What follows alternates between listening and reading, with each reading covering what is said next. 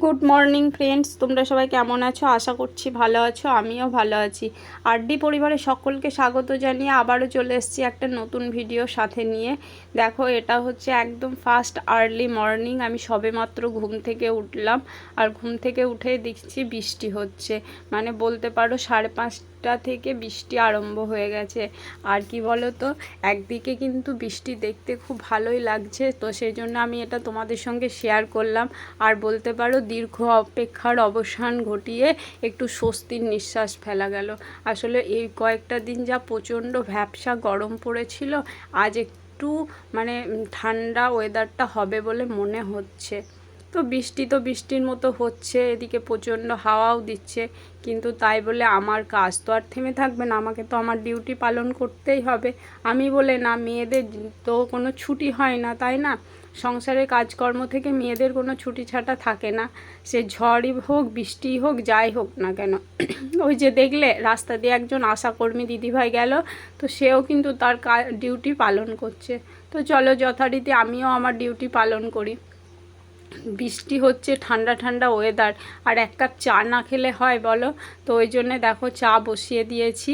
আর তোমাদের দাদাভাইও কাজে বেরোবে, তো ওই জন্যে দুজনের জন্য 2 কাপ চা নিয়ে রেডি হয়ে গেছি। তো চলো চাটা খেয়ে নিই, তোমাদের দাদাভাই কাজে চলে যাক, তারপর আবার আসছি তোমাদের সামনে।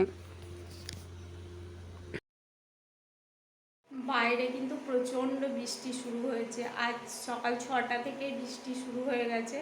তো বাইরে বেরিয়ে তো কিছু কাজকর্ম করতে পারছি না, ঘরের ভেতরের কাজগুলোই আগে সেরে নিচ্ছি। তাই চলে এসেছি রান্নাঘরে। তো রান্নাটাই আগে সেরে নিই, তারপর বাইরে বেরিয়ে কাজগুলো করব। তো তোমাদেরকে তো দেখাইলাম যেখানে ডাল সিদ্ধ বসিয়ে দিয়েছি। আর চলো আমি সবজিগুলো কেটে নিই। আজকে কি রান্না করব দেখি, সেটাই রান্না করব, তোমাদের সঙ্গে শেয়ার করব। তো চলো সবজিগুলো কেটে নিই।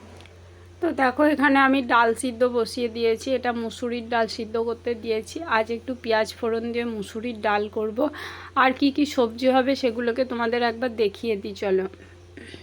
তো আমি এখানে করলা কেটে রেখেছি, ফ্রিজে দেখলাম করলাগুলো পেকে যাচ্ছে, ওই জন্য ভাবছি যে করলাটা ভেজে নেব। আর হবে এখানে করলাটা পেকে গেছে, সেটাই আমি তোমাদেরকে দেখাচ্ছি যে দেখো, কাঁচা পাকা দুটো করলাই আমি দিয়ে দিয়েছি। আর হবে এখানে আলু, মূলো, বেগুন, টমেটো, বড়ি, চুনো মাছ এইসব দিয়ে একটা টক বানাবো। তো তার জন্য দেখো বাটিতে আমি বড়িও রেখে দিয়েছি, মানে বড়ি ছিল না, কয়েকটা ছিল, সেটাই নিয়ে নিয়েছি। আর এদিকে আলু কেটে রেখেছি, মানে আজ হবে সয়াবিনের তরকারি, তো তার জন্য আলুটাকে কেটে ভালো করে ধুয়ে পরিষ্কার করে রেখে দিয়েছি। আর সয়াবিনটাও আমি বাটির মধ্যে ভিজিয়ে রেখেছি।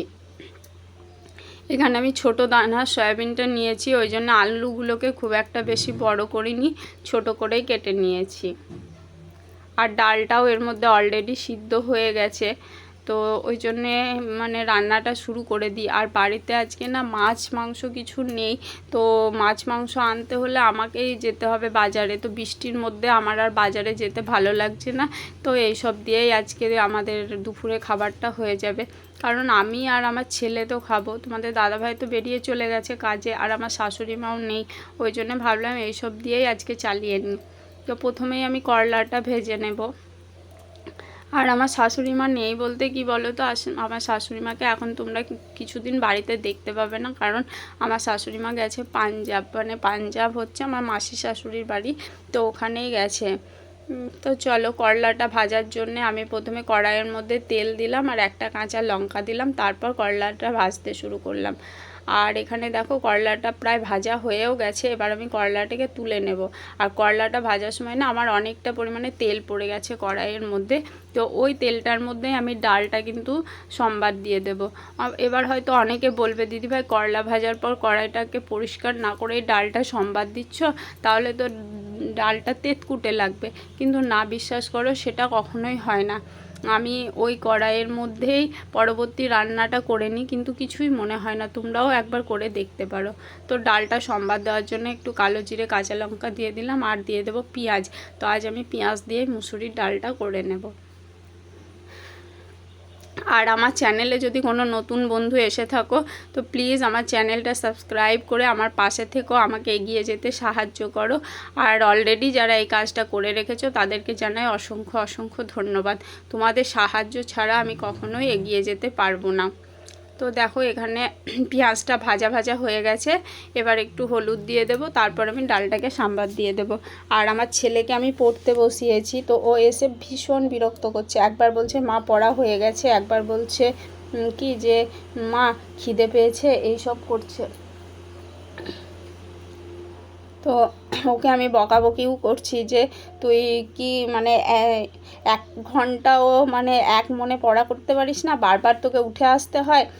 তো এই সবই মানে ওর সঙ্গে হচ্ছে। তো আমি বললাম ঠিক আছে দাঁড়া, তোকে আগে আমি খেতেই দিয়ে দিই। তো এই দেখো আমার ছেলেকে খেতে দিয়েও দিয়েছি। আজ মুড়ি দিলাম, একটু কুমড়োর তরকারি, চানাচুর আর একটা মিষ্টি দিয়ে মুড়ি দিয়ে দিয়েছি।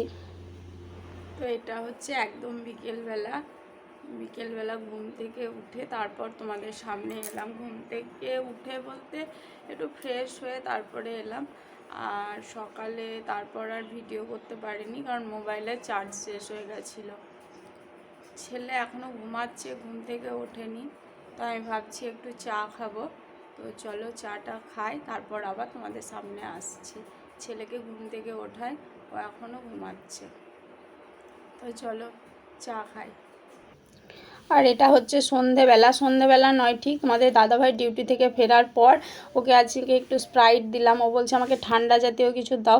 আসলে বৃষ্টি হলেও গরমটা তো সেই ভ্যাপসা গরমটা রয়েছে, ওই জন্য একটু স্প্রাইট আর একটু নিমকি দিলাম। তো চলো এখন আজকের মতো ভিডিওটা এখানেই শেষ করছি। সবাই ভালো থেকো, সুস্থ